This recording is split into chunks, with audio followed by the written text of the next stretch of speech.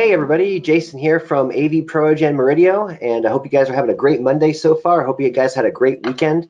Today's webinar is going to be a continuing series with Anthony Grimani. We've been talking a lot of audio in the past couple webinars, and today we're going to continue down that path. A very interesting topic today. We're going to talk about where you put speakers and what happens when you have an oddly shaped room. I know we talked a lot about on the last webinar about room dimensions and the room being a certain width versus depth and what ideal situations are. But today we're going to talk about those situations that sometimes are not always ideal. So without further ado, I want to welcome to the webinar Anthony Grimani. Anthony, can you hear me? I can hear you. Can you hear me? Fantastic. Yep, you sound great. You look great. I hope everything's well on your end of the world. So far, so good. Good. So far, good to hear. Good. Thank you. Good to hear. So yeah, so Anthony, last time we talked a lot about room design and room width and room height, and we talked a lot about, you know, where you put acoustic panels and why you put acoustic panels up. And today we wanted to talk a little bit about something I assume a lot of integrators run into all the time, and that's what do you do when you have an oddly shaped room? I'm sure this is something you probably run into all the time. All the time. And really, the basics of it is know what you're supposed to do, know what the target positions, target performance, you know, what's the reference, understand where you're supposed to get to, and then learn how to apply that to these less than ideal conditions. So I'm going to actually spend most of the time, you know, that statement, you can either give somebody fish or give them a fishing rod and teach them how to fish. Oh yeah. I'm going to spend a fair amount of time today giving you the fishing rod, which is understanding where you're supposed to get to, and from that learning how to apply it to these less than ideal conditions. Great, fantastic. And guys who are listening today on the webinar, feel free at any point, if you have any questions about anything that Anthony and I are talking about, there's a question box here that you can type some questions into, so don't be shy. Feel free if you have some questions. It looks like we might even have one already. Let me take a quick look here. David says, is there going to be a recording of the previous talk? Actually, David, yes, there is. It's on YouTube right now. If you go to AVPro Edge, our YouTube page, you'll find it from last week. And this one will also be recorded too, so if you can't stay for the whole time, totally understandable. You can always watch it later. So feel free, guys, type in those questions and as we go along here, and I'm sure you got some really cool stuff to cover. Yep. Whenever you're ready. Sure. Yeah. Let's go for it. Now you're nice and centered. Now it looks good. Oh yeah. Sorry. So this particular presentation, actually, I've got prepared is in 1.33 to 1 aspect ratio. It's actually a latest evolution of a presentation series. I realize I started about 15 years ago. Wow. Before computers switched over to 1.78, also known as 16:9. And it's been evolving, and I've never gotten around to changing the aspect ratio of the source presentation. I'll do it eventually when there's That's okay. So next thing is for me to put this up on the screen, which would mean you give me presentation mode. Yeah. Is that right? Hold tight. I'll give you the ball here, and you can run with it. I'm going to go make presenter, and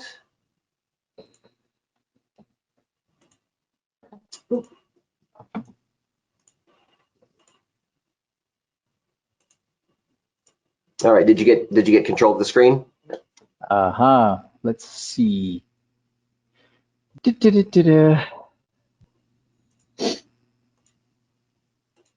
You know, let's see. How about now? So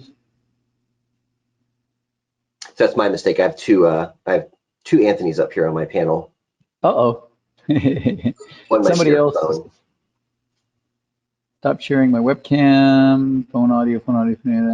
For some reason, the interface looks a tiny bit different. View in Windows mode. Well, everybody, how much fun is this? Okay, so there you go. Did you just? I think you just. Oh, this is weird. Guys, I'm sorry. Stand by just a moment. It's giving me the choice to change presenter, and I'm looking for that little control dashboard. Yeah, this does look a little weird. Something strange here. It seems like you may have made me the organizer. Does that give you Okay, the okay, option okay. to show There, your screen? oh, something just showed up. Show screen. There we go. And do There we you go. see? Perfect. Sorry about that little Excellent. hiccup, guys, but we're good to go now. No Perfect. problem, no problem. Okay, so today we is going to talk about speaker placement. So I want to remind everybody that maybe looking at this on an iPhone or other smartphone that there is a slider control where you can go back and forth between the presentation, the slide deck, the PowerPoint in this case, and our happy cute faces. I recommend you look at the slide deck because that's probably more interesting, right? Definitely, absolutely. Indeed, indeed. Okay, and I'm actually trying to monitor that also on a second screen. See, I'm trying to be modern about this. Cool. So we are today going to talk about speaker placement and all of the things that have to do with that. And I realize in preparing this presentation, not only that this is, like I said, something that started 15 or 18 years ago or something and has evolved, but that it's actually pretty complicated. I'm going to start off with a few slides that make it look actually pretty mundane and straightforward. And then I'm going to give you all the yeah buts. Yeah, but you got to think about this, and yeah, but you got to think about that. And whoa, not so fast. If you change this, it's going to affect that. Ultimately, there is a reference performance you're supposed to get. And to get to that, it takes some work. I also realized in looking at the number of slides and figures I want to show you that we're going to have a hard time sticking with an hour. So again, I'm going to talk fast. You're going to have to look at the YouTube presentation afterwards to catch some of the things I said. And I bet we're going to go over the 1 hour that's allocated for this. Sorry. Okay, so let's do this. So speaker placement. First of all, I'm going to repeat a few slides that I like to start every one of these sessions with as a reminder.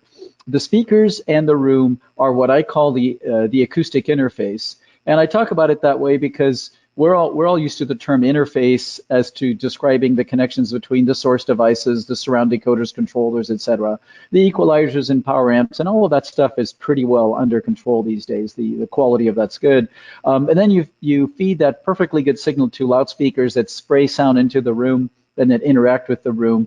And if you don't take control of that acoustical interface, where the speakers are relative to the walls, what you're putting on the walls, where they are relative to you, you're going to have substandard sound. And that's not what our clients hire us to do. They want us, they give us all this money and time and energy and trust to produce superlative sound. So first, a bit of theory. What is sound? We're here to talk about sound.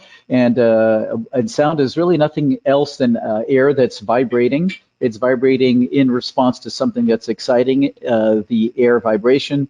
The vibration causes a change of pressure over time. It's kind of going wow, wow, wow, wow, wow. And when that change of pressure is sensed by our ear brain, we go, oh, there's something going on here that's sound. Now, the frequency of pressure change, how quickly it changes over time, determines the pitch.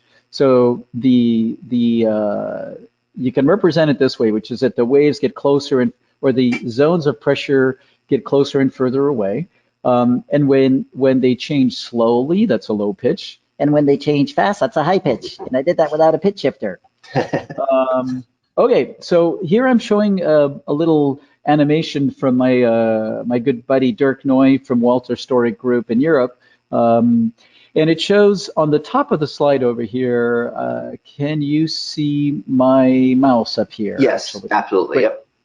So this shows an event, some kind of stimulus that's moving air molecules back and forth in air. So imagine this is a woofer, a mid-range, a tweeter. It could also be an instrument. It could be anything that's moving air. But right in front of this paddle, this mechanical excitation, there are some air molecules. And those air molecules are pushing other air molecules that are pushing other air molecules. And if you follow them, you actually see, as you follow my arrow, you see zones where they're closer together. Now, funny thing with air molecules is that they actually have a social distancing rule. They want to be at a certain average distance from each other, depending on the pressure, the atmospheric pressure. So when you put them closer to each other, they naturally want to get, the ones that are close to that want to get away. So they actually are transmitting that social proximity to have more distancing. Very appropriate in this current time to talk about that. So that pressure is propagating. It's not really that the air molecules over here get pushed and transmit over to you. They push other air molecules, that push other air molecules, that push other air molecules. So eventually that event of compression finally arrives at your ear. And it can be described as zones of high pressure and low pressure and high pressure and low pressure. And that propagation speed is about a foot every millisecond, about 34 centimeters every millisecond. So when the molecules are closer together, there's compression. When they're further away from each other, there's rarefaction. So who cares? Well, this is what goes on close to your ear canal. So if you actually could put a little camera pointing out into the world and look at air molecules, you'll see times where the air molecules are tight and compressed together, times where they're expanded, compressed, expanded. When they're compressed, those air molecules actually push on your ear canal and excite certain events inside the ear. I don't have time to go too much into that. When they're expanded, the eardrum, the air is expanded back out of the ear canal. The eardrum pulls out and does other little things. But eventually, when that changes, your brain says, "Ah, there's some kind of thing going on," and that thing that goes on is perceived as sound. Now, the transmission of that sound is fixed, about 1.13 feet per millisecond, and you can actually examine the change of pressure over time and express that as a wavelength. So a 1 kilohertz signal right in the middle of our listening band forms a wavelength of about 1.13 feet. A 500 hertz signal changes half as fast, so it forms a wavelength that's twice as long at about 2 feet. So you can calculate the wavelength by this equation. If you do this in the metric system, a wave is about 34 centimeters for 1 kilohertz and 68 centimeters for 500 hertz. And the wavelength can be expressed as 344 divided by the frequency. All right. Now, sound, in reality, I showed a paddle that's pushing sound back and forth. Really, in reality, it tends to propagate spherically, kind of like a fog machine that's spraying fog into a rock concert. You know, that thing we used to do before social distancing. We could actually all get together and watch rock concerts, and there'd be smog machines and all stuff. I've missed so many. I don't even want to talk about it. It's too bad. I know. So sound does tend to propagate spherically at lower frequencies, and depending on the type of radiating device, the size of it, it'll radiate spherically or hemispherically in different forms, but that's just how it tends to propagate out in space. Okay, with that little backgrounder in mind, and I'm going to do this a few more times through these different sessions because it's important background to understand the physics behind that. And if you didn't get everything I just said, reminder, there is YouTube. In deciding where to put the speakers, you first have to know where you're putting the seats. Okay, that's a first step in placing speakers, understanding seating placement. And seating placement has a lot of factors to it that have to do with where there are screens, where there are chairs, where there's doors, where there's windows and all that stuff. But also, and those are obvious, then there's also what happens acoustically in a room, which is called standing waves, which I talked a little bit about last time, and I'll talk a lot more in a future session on subwoofer placement and things like that. But there are standing waves in rooms. That's the result of how the waves propagate and bounce back and forth and radiate and all this other stuff. And those standing waves cause ultimately peaks and dips in the room at a harmonic. When the wave forms a first harmonic standing wave, there's a null in the middle of the room. When it forms a second harmonic, there's a null at a quarter and 3/4 of the room. When it's a third harmonic, it's 1/6, 1/2, and 5/6, et cetera, et cetera. And you really don't want to be sitting here in the middle of a room. You don't either want to be sitting at 1/4 or 3/4 of the room. You really want to be sitting somewhere between those, and we'll talk about that right now. So here's an interesting chart that shows the first harmonic. Actually, let's look at it in the length direction. So this is from front to back, a representation of loud sound, quiet sound, loud sound. And here's a representation of that first harmonic. So right up against the wall here, and here the sound is loud, and right in the middle it'll be quiet, but just at one particular frequency that depends on the length of the room. So this is a room that would be 20 feet, which is about 6 meters. It'd be a null somewhere around 27 hertz. Twice that frequency is just 54 hertz, there'd be a null here and a null there, and 3 times that frequency, there'd be a null here, here, and here. And you really don't want to sit at null, so you don't want to sit in the middle of the room. You also don't want to sit at a quarter of the room. What I'm representing here is an interesting little chart that are places that get around the peaks and dips. So at 0.55 of the length of the room, actually this chart up here misrepresents it starting from the back. It's really better to think of it as going from the front. But at 0.45 or 0.55 of the room, you're neither at a deep null or a big peak, deep null, big peak. You kind of skirt around them. And at 0.68, which is the inverse of that, you're not at a big null or a big peak. So those are all good places to put the seats. These numbers down here, that 0.2, 0.22, 0.45, 0.55, 0.68, 0.8, are what I often call the magic ratios of the length, of the width, and of the height, which are good places to sit to avoid bass standing waves. Okay, so first step in placing speakers is actually to place seats in a location where the standing waves won't suck. And what I mean by suck is cancel out the sound, suck in out the energy. So don't sit in the middle of the room, move slightly back. Then you get into this question, well, you know, if the room is symmetrical and I've got my left and right speakers in the middle of the room, are you saying I shouldn't sit in the middle of the room? It's like, well, maybe not. Maybe you actually may find that moving off a little to the right or to the left and dragging all the speakers and everything with you may work better.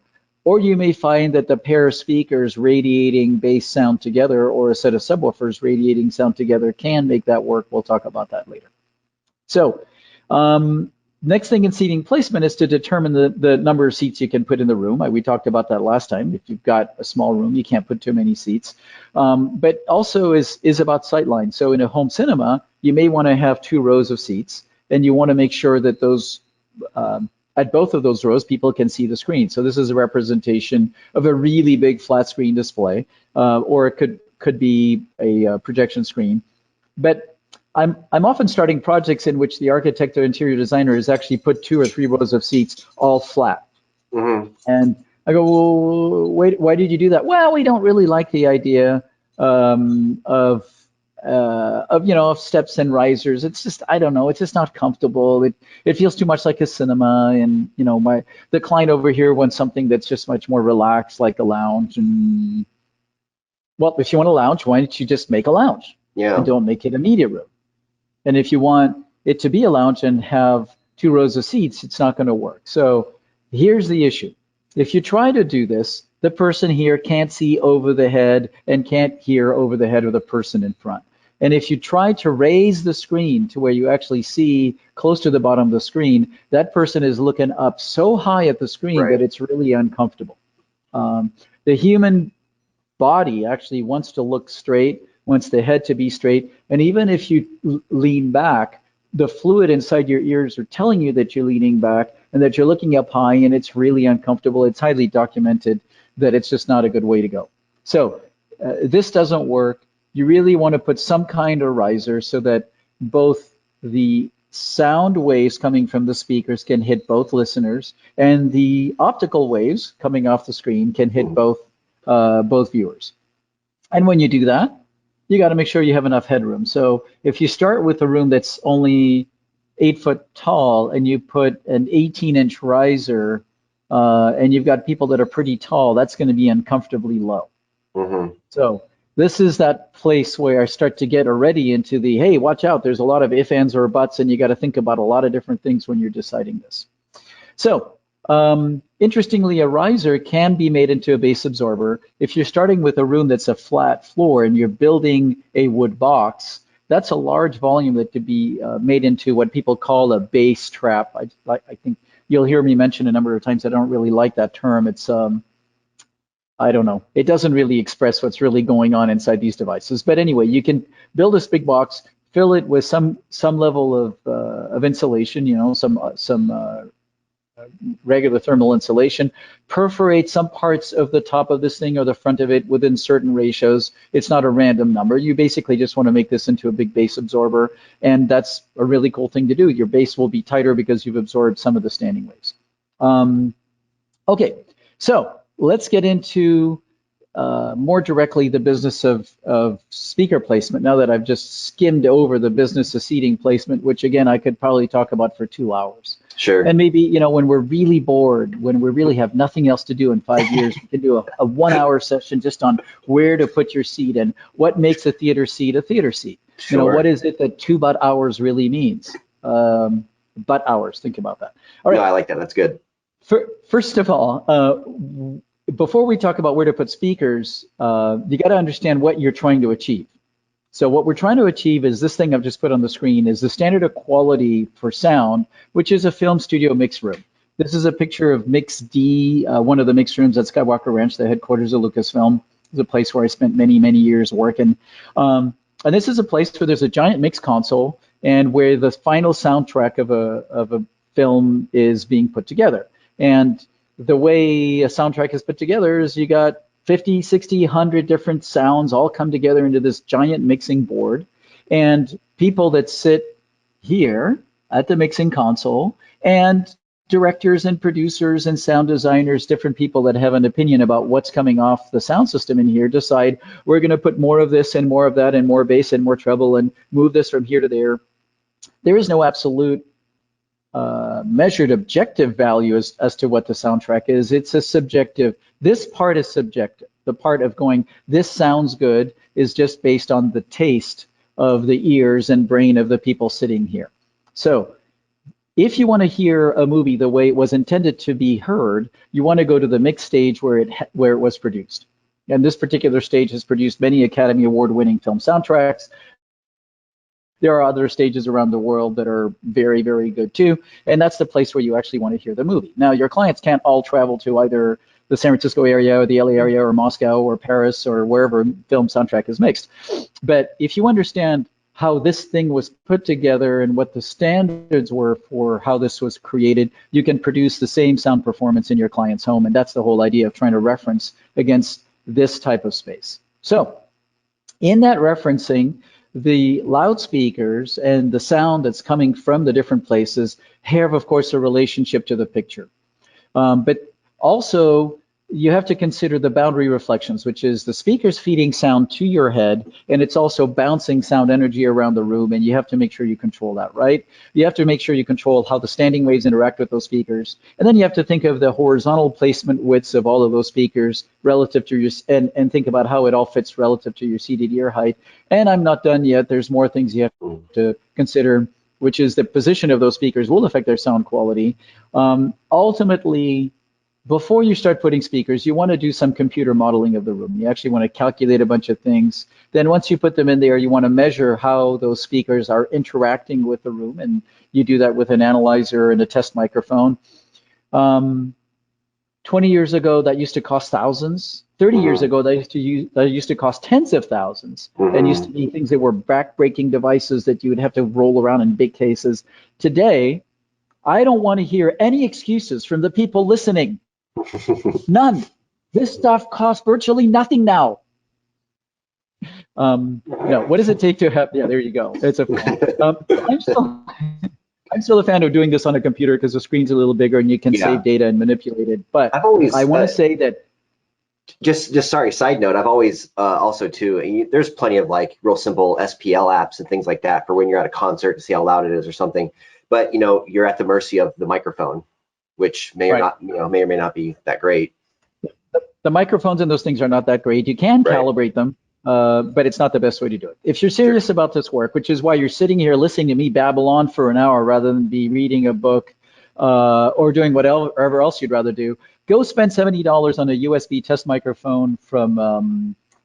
You can go to Parts Express is a good place to go. I don't get paid to advertise them. They make a set of very good microphones for about 70 or 80 bucks. That USB microphone plugs into a laptop that's running Room EQ Wizard, which is a free download. Please give the guy who designed that thing 50 bucks for a contribution to his excellent work. And now you got an analyzer, and you can check and see what the speaker is doing with the room. And then I recommend bringing that thing that's currently hidden behind my headset. Look, I have some. All right, those two things, and listen. So now, other considerations is remember to aim the speakers at the listening direction. I'm amazed how often I go into rooms and the front speakers are all flat. The ceiling speakers are flat in the ceiling for Atmos pointing down. Everything is like not aiming at you. So what you're listening to is something like 50 degrees off from the speaker, and they don't sound very good unless they're designed for that. So we've put a lot of effort in the new line of speakers under the Grimani brand, Grimani Systems, to actually make speakers at a very broad dispersion, and you can actually put them flat on walls exactly for that purpose. But most speakers out there don't allow to do that. I'm going to talk about that a little later. So now, here's the simple chart. Let's start with the simple part. This is how you lay out the speakers, ideally, in a rectanguloid room for an immersive audio experience. After you figured out where you're putting your seat, and I'm going to show you a little chart for that in a second. After you figured out where you're putting your seat, the left and right speakers should form a 45-degree angle between the pair of speakers and your head. Okay, so that's plus and minus 22.5 degrees. That forms 45 degrees. And then somebody out there is going to start to hopefully think right now, ooh, how do I do that in a sound bar? If I've got a 75-inch TV set and the sound bar is about 65 inches wide, and you do some really, really basic math, you're going to realize you can't get there. 45 degrees is actually about 0.83 of your seating distance.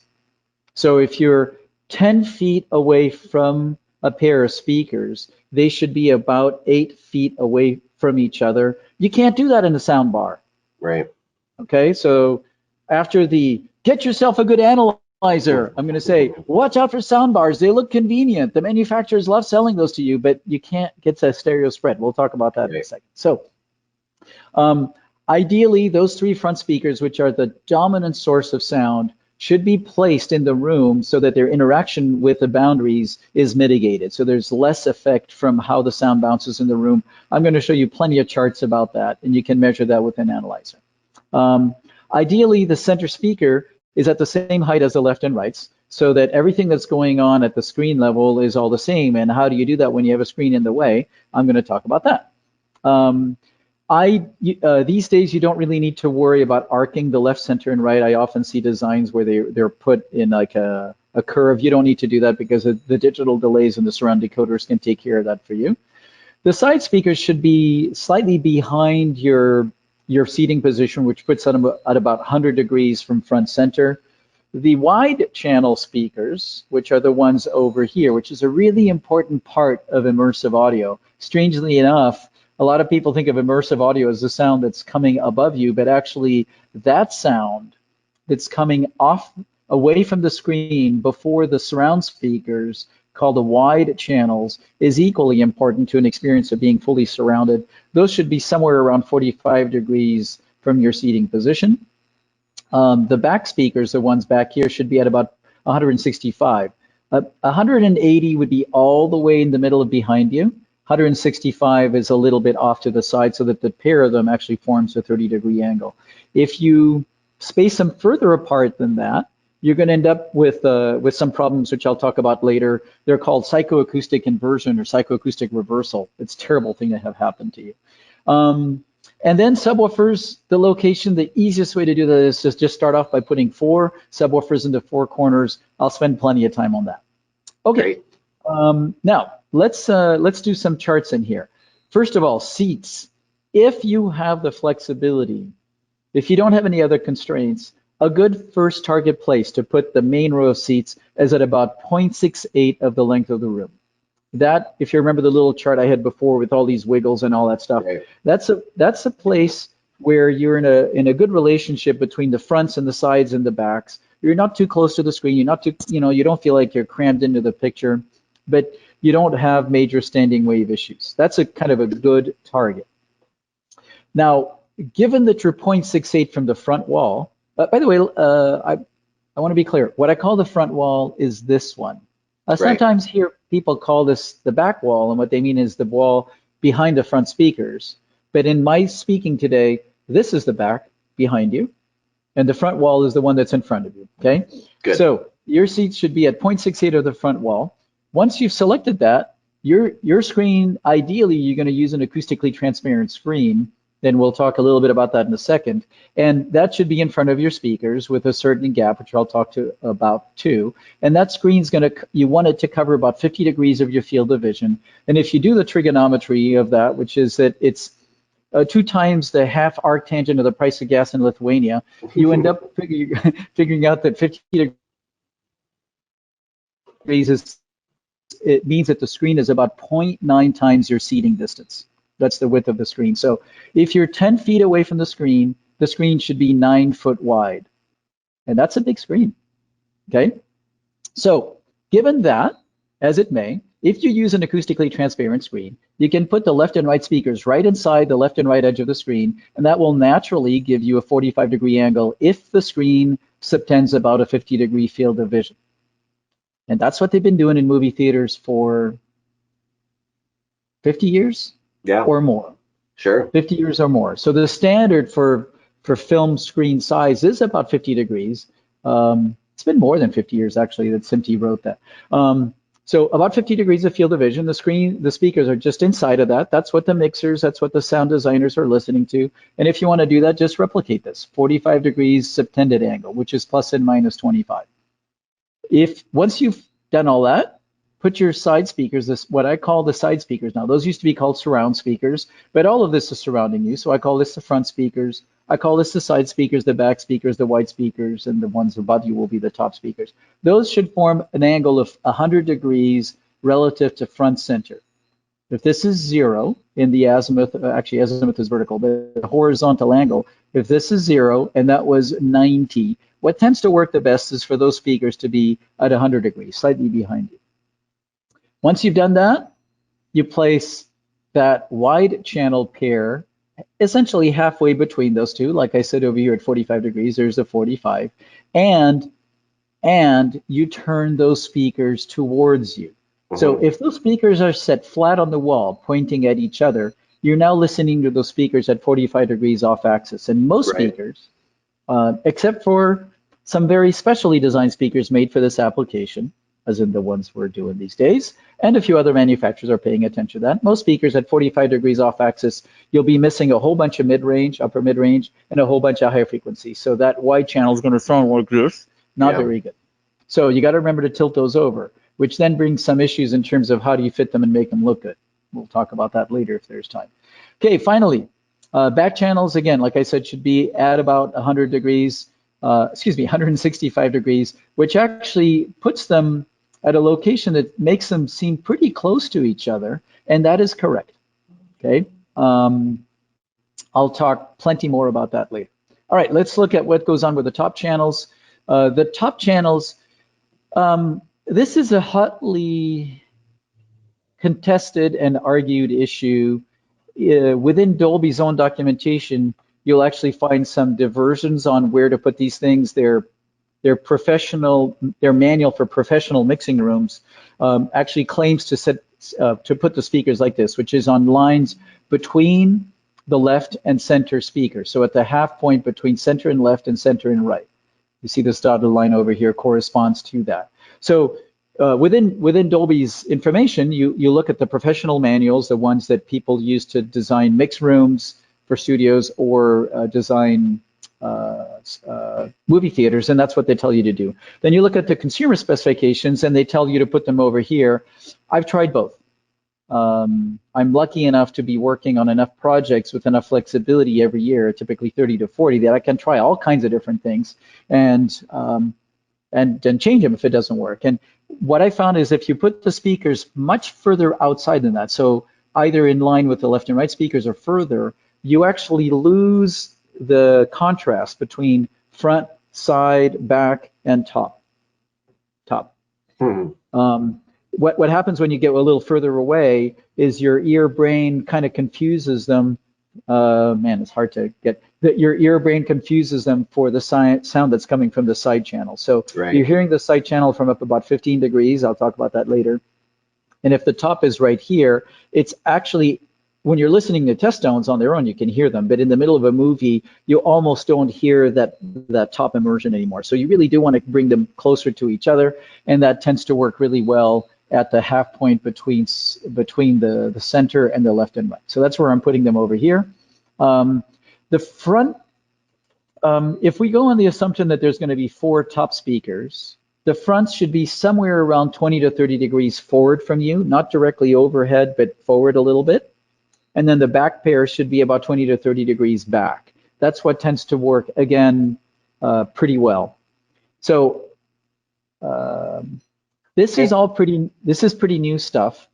I can't say that there's really very formal research done by anybody in the world that's tried a whole bunch of different things. We've now built, I don't know, probably 40 or 50 rooms with immersive audio.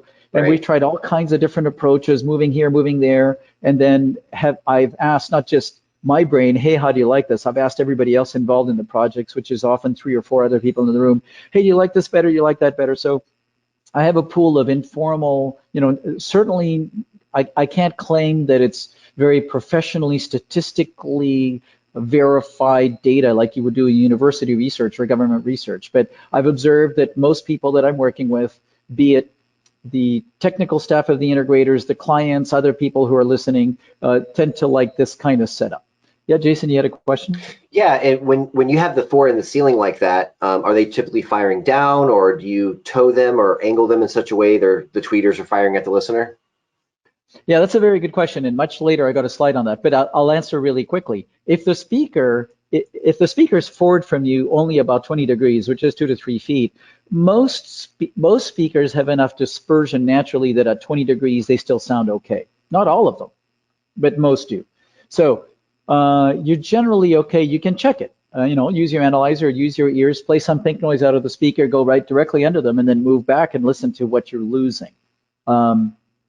If you have a big room, right here I've shown a room with only 1 row of seats, right? Mm-hmm. But what happens if you have 2 or 3 rows of seats and you're spreading these speakers apart? The back row may be 40 degrees off axis from the speaker. And at that point, you want to definitely aim the speaker back towards the room so that you're in the beam. It's not complicated. You just want to make sure you're showered by the sound of the speaker.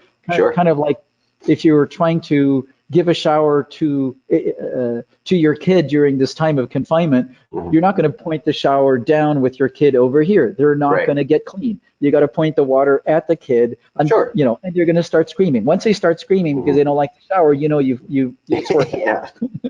Yes, that's what I'm doing a lot these days. Now, in this drawing, I've shown 2 pairs, a front pair and a back pair. In a larger room, if you have 2 or 3 rows of seating, you could actually go to 3 pairs. So a front, middle, and back, and I'll show you some documentation on that later. Buyer beware. I think in Latin they say caveat emptor, and there are not a lot of surround decoders out there that can actively decode 6 top channels.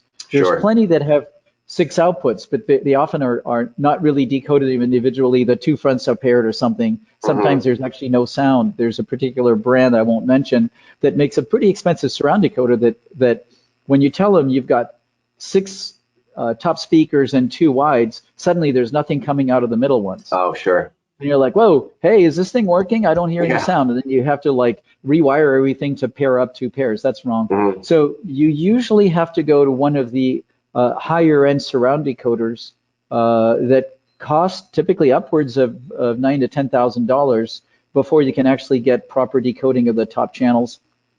Probably as I'm speaking, somebody is working or has actually released a mid-price surround decoder that has 6 outputs. And please do let me know if you're listening and you're like, yeah, we got that. Let me know. So in smaller rooms, if the room is only, let's say 18 feet long or whatever, I find that having 4 top speakers and the back speakers and the sides and the whites, it starts to get confusing, and where you don't really benefit from having the 4 pairs. And in those, I go back to just having 1 pair of top speakers kind of forward from you, about 2 to 3 feet, because by the time you add the other pair, it just ends up being sounds more like audio fog than really. It's too much. Yeah. Too much. There's just not enough separation in the angle. Your auditory system doesn't have that good of a resolution. So now is the time where I have to say that a lot of audio design out there is based on the intuition of what we're used to from front speakers. And in front speakers, the angular resolution of human beings is excellent. You can hear changes of 1, 2 degrees very, very carefully, within your main listening axis like this, where your ears are pointed. and we're used to listening. That's just how we're built. We have very good spatial resolution from left to right. We don't have very good spatial resolution, by the way, from about plus 45 degrees out to about here. We have relatively poor spatial resolution. And when we want to locate a sound there, you actually turn to it so that your two ears are now pointing at it, and you can go, oh, my ear and brain radar can point to it. Same thing directly behind us. We don't have very good spatial resolution. And certainly vertically, our spatial resolution, there's nothing really built into our auditory system that's very accurate with that. Our ears are bolted into our head this way, not this way. Okay, and until such time that we evolve as audiophile multi-channel listeners with a pair of ears here and a pair of ears here, and I don't know, maybe a pair of ears right here, you have to realize what you can hear. So the fact that we hear very precisely here doesn't mean that we hear precisely there anywhere else, and certainly not vertically. So what that means is, if you want to hear the difference between a sound that's on this plane and a sound that's on that plane, you really have to have wide angular differences before you can tell the difference.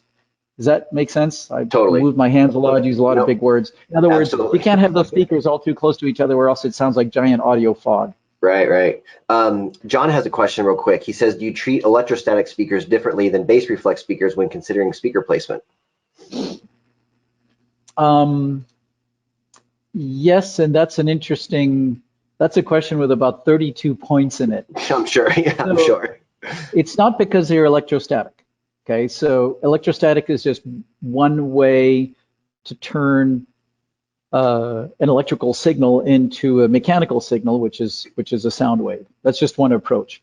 It's the fact that the great majority of electrostatic speakers are planar dipole speakers, which is that they push sound in the front, suck it in the back. There's no box around them. They are dipolar speakers that have a null in the side, and the way they radiate in the room is really different to a box speaker.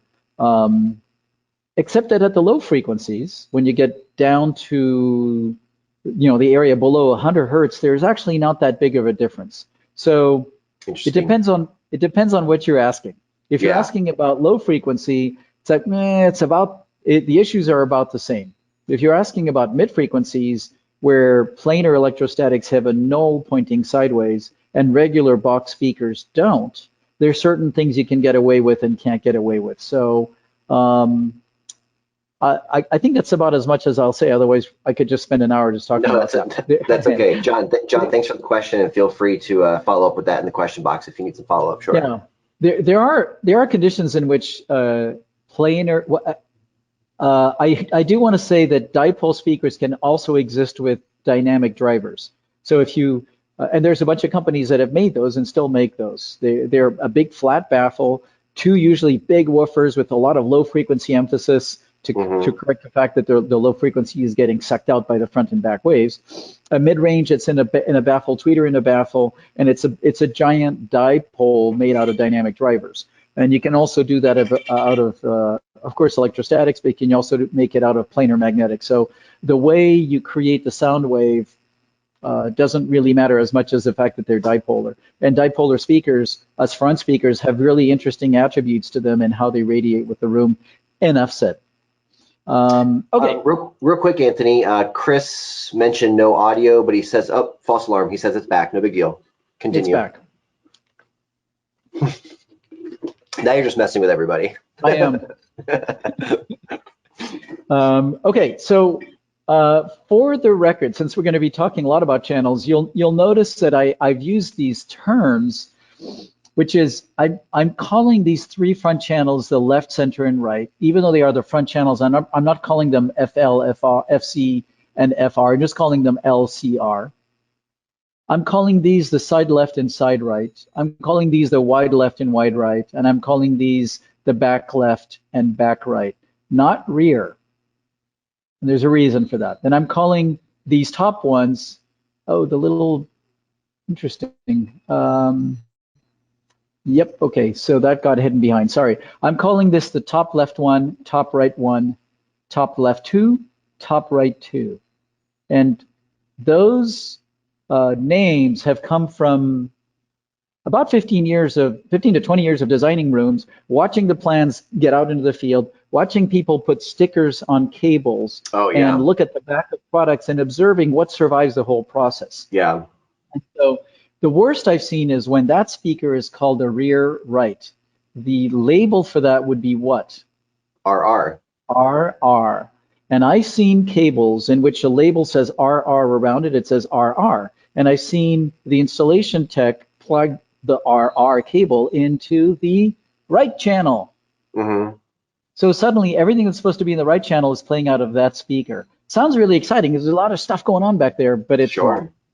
So after lots of trial and error, I like to shortcut, or the shorthand for this is capital S, small l. So let's go through a list real quick. Fronts I like to call them left, center, right. I like the cables. I like the diagrams. I like the wires. I like the wire schedules to just say L, C, or R. The sides, I like them to say S, capital S, small l, capital S, small r. And if there's more than a pair, which we'll talk about later, I like to call them SL1, SL2, SR1, SR2. The backs, I like to call them BL, BR. And if the L falls off or the R falls off and you reverse the back speakers left and right, believe me, that's going to be a lot less of a problem in the end when you're listening to a track than if you connect that speaker into that channel and vice versa. So I like to call the white channels WLWR, and I like to call the fronts, the top speakers TL1, TR1, and then the back pair TL2, TR3. And some people call those front tops and back tops. Okay, well, so what happens if you have 3 pairs? Right. It's the front and the middle. Okay, so what happens when you have 4 pairs? Well, it's the front, the sort of half front and the sort of half back. Yeah. Dude, I've tried all that. Yeah. And so when you have multiple pairs in there, I just find that it's easier to just number them. Number them 1, 2, 3, 4, and then everything survives the labeling and the scheduling and all of that. That's funny to me. That's never, ever been sort of kind of standardized, because I've seen it in the field many times myself. You go, one manufacturer has one naming convention, another manufacturer another naming convention, and you're going, okay, well, do they mean the backs or the sides, or ooh. So I'm glad there's some rhyme and reason behind this when you're designing. Right. There's the rhyme and reason is called screwed it up many times. Hopefully you learn. So, and then I'm a big fan of 4 subwoofers, and I like to just call them, the front left, the front right, back left, back right subwoofer. That's just one good way to fix that. Okay, also a naming strategy of immersive audio, I like this convention that Dolby often uses, which is to call something that's called a 5.1.2 means 5 main channels, 1 subwoofer channel, 2 tops. Something that's called a 9.4.4 is 9 main channels, 4 subwoofers, 4 tops. Sometimes I see denominations that are called 12.4. Then I'm like, it's 12 what? Main channels, immersive audio channels don't really know, so it gets confusing. All right, so that's the big picture. And we're 45 minutes or 49 minutes into the presentation, and I'm on to right the beginning. So I guarantee this is going to run long, and I'm going to just some slides I'm just going to bypass really quickly. So that's okay. Let's get. Steve has a question real quick. He says, would like to know your preference to go with wide left and right and 2 ceiling Atmos versus no wides and 4 Atmos. Any thoughts on that? Or is that just based on the room? And I love that question. That's a great question. Yeah. Believe it or not, you're better off. I know, right? This is going to sound weird. You're better off with 2 wides and 2 tops and 4 tops. Now, where does that come from? I had a little while ago, I had the amazing luck of sitting in a plane when we didn't have social distancing, coming back from the Burbank airport up to Oakland airport. I was sitting next to Gary Rizzo, who was a guy I used to work with at Lucasfilm. He's still there. He's got multiple film credits to his name. He did a lot of the early Atmos movies, a whole bunch of them. Looking up Gary Rizzo. And right when we were starting to do Atmos designs and installs, I asked him, so like, what are you putting in what channels? What are you doing where? Blah, blah, blah. It's like, what are you using this for? And it came down to the fact that it's like, dude, I'm using those white channels a lot.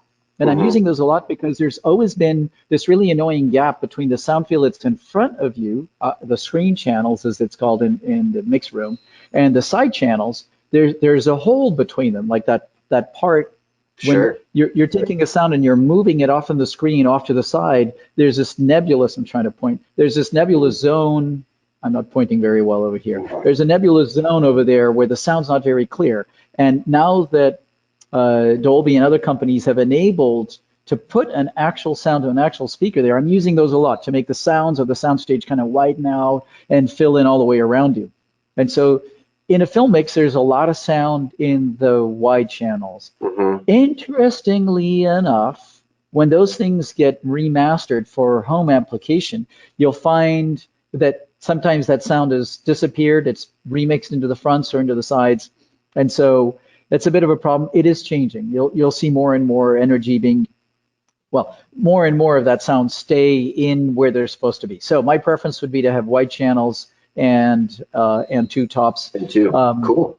And if you listen to, Dolby puts out these demo discs once in a while. Oh, sure. Very cool. They've got a lot of really neat little got a few of them up here, I'm sure. Yep. Yeah. And they tend to be purple these days. Yep. And if you listen to the demos with and without the wide channels, or if you shut off all of the channels but the wide channels, you'll notice how much stuff is going on there. And you'll notice there's this one notable demo. I'm completely blanking on the name, but it's the one that starts with "right now you're experiencing sound as it's been." Yeah, I know which one you mean. Yep. Jesus, I can't remember. Anyway, I don't know the name of it. And there's this yellow Corvette that goes from the front down the side of the room on the left and to the back, and then it comes back the other direction. And you get rid of that wide channel, and that Corvette has a time at which it just kind of disappears. Changes everything. Yeah, you put the wide channel back on there, and it's totally clear. So thanks for the good question. Cool. I love that. That's a great question, Steve. Yeah. So let's talk about, now that I've given you the overview with that big diagram, let's dig into each channel. Excuse me. So first of all, the left and right channels, which are actually not the most important channel. For the record, the most important channel in a film soundtrack is this one, the center channel. That's where the majority of the sound is. Okay, so these are the left and rights that sometimes people call the mains. They're actually auxiliaries. They're like sidecars. Okay. Yeah.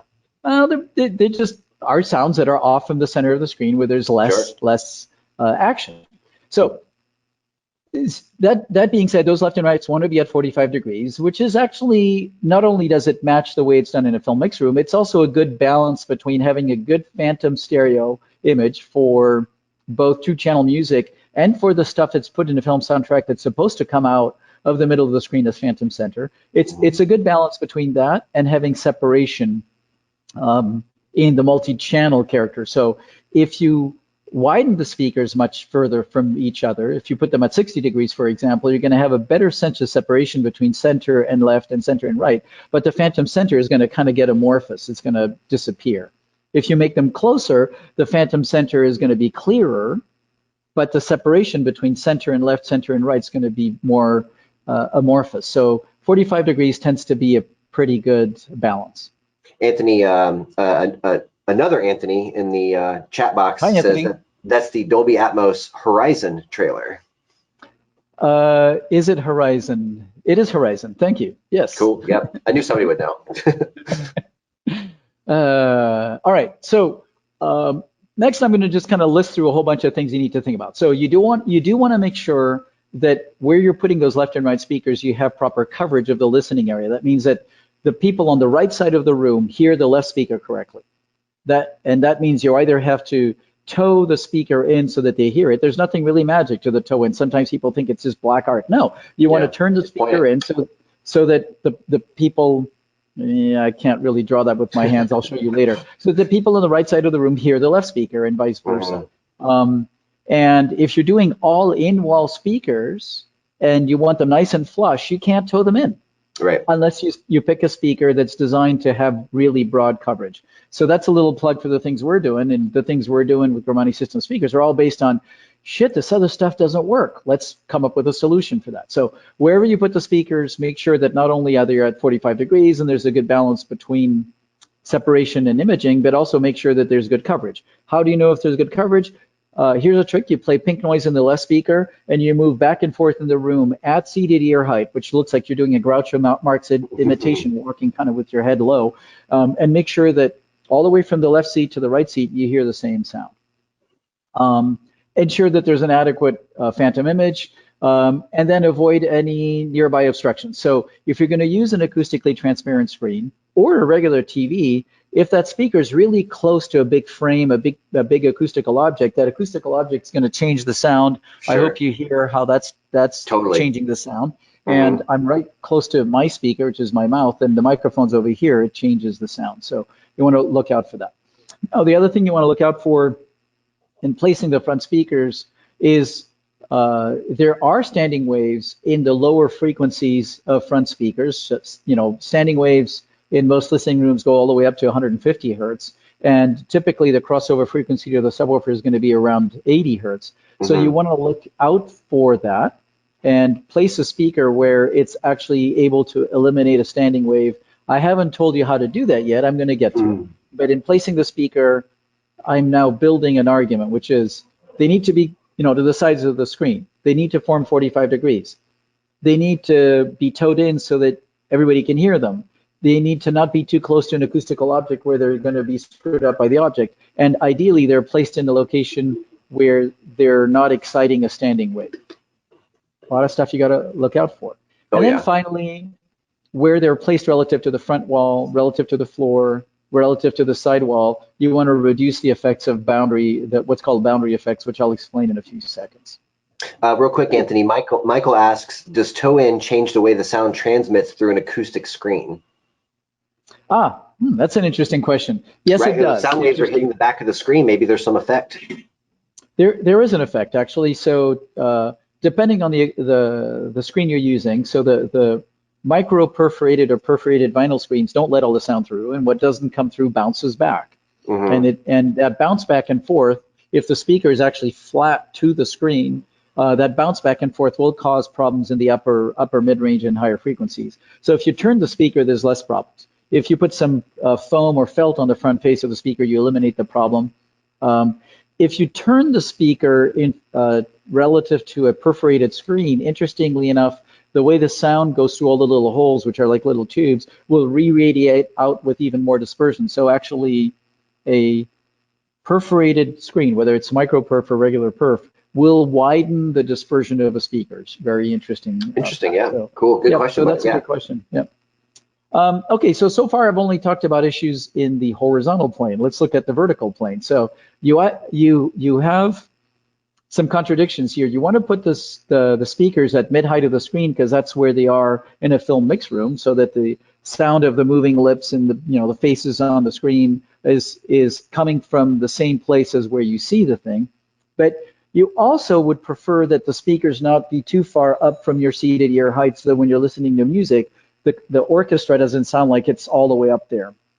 And so what happens if your screen is far up over your seated ear height, because you've not used the right riser, where you just had to put it up high over a fireplace, you can't do that. You can't put the speakers at mid-screen and have it close to seated ear height. So somewhere between those two, you may need to compromise. Next thing is you want to keep the difference between the left and rights and the center at less than 10 degrees, so that the sound doesn't sound like it's a V shape relative between the left speaker, the center speaker, and the right speaker, or above it. So how do you do that if you have a really big screen and the left and rights are mid-screen, and the center is below? Well, it's hard to do. Right. So remember that also in the vertical plane there are standing waves. And remember that there's also reflections and boundary effects, and you want to make sure that where you put the speakers relative to those boundaries is not too big of an issue. That's me looking at my watch going, wow, really? It goes by quick, doesn't it? All right, so let's do some diagrams so that I don't have to be waving my hands all the time. So this is a screen and some speakers around them where I've put the left and right speakers. Just imagine that that's kind of close to your seated ear height. So seated ear height in a typical couch is around 40 inches off the floor. And so we're going to put those speakers at 40 to 45 inches off the floor. And the screen is above it. Well, the sound of the left and rights are going to be lower than the image on the screen. That's what it is. And then you put the center speaker below that. Notice I've got it vertical for reasons I'll discuss later. Well, you want to make sure that that's less than 10 degrees, which is usually less than 2 feet of difference in height. Now that sound coming from here is not the same as where the actors are. On a 45 or 50-inch screen, that difference vertically is not that big. On a 180-inch screen, that's an enormous difference. Huge. And the bigger the screen, the more super high resolution we go, and the bigger the screens are, which is really amazing, the more that sound error becomes audible. So what you do is an acoustically transparent screen. So place the speakers at seated ear height where you can, and then try to keep the difference between them at less than 60 centimeters, 2 feet from each other. This is more better. Okay, an acoustically transparent screen where you put the center speaker behind the screen where it's supposed to be. Now it's at the right height. The left, center, and right can be at the same height. Everything works a whole lot better, assuming, of course, that you're doing a projection screen system. When you're doing a flat screen, when you're doing a big LCD, you can't do that. So now even more better than that is this. This is what you do today in 4K video when you've got a screen that's subtending 50 degrees of your field of vision. You got a projector that's got enough horsepower, enough lumens of output to light up that screen to produce about 25 to 30 foot Lamberts back to your eyeballs or more, depending on what level of high dynamic range you're doing. And all three speakers are at the same height. They are at the same place as they are in a mixed room. It's all good. And you want to make sure that this is not like so far above your seated ear height that it's uncomfortable. So that means that this whole screen needs to come down from what you may imagine. This stuff's complicated, and it's only complicated because I keep talking about yet another thing and yet another thing you got to think about and yet another thing you got to think about. So ideally, your eyeballs are about this height of the screen. Dead center. Dead center. That's how if you go into a good screening room in Hollywood or anywhere else in the world, if it's a good screening room or a good mix room or a good room in professional environments, the seats are all set up, you know, on risers and platforms so that you're actually at the mid height of the screen. And that's what you want to do. And so I know you're not always going to be able to do that. What's important is to know what's the ideal target, which is this. And then anything that you're doing that's not that is diverting from the ideal target, so that, you know, when you're playing darts, you know where the middle is, and as you're hitting outside of that, you know, when I play darts, I'm actually always hitting the wall to the side.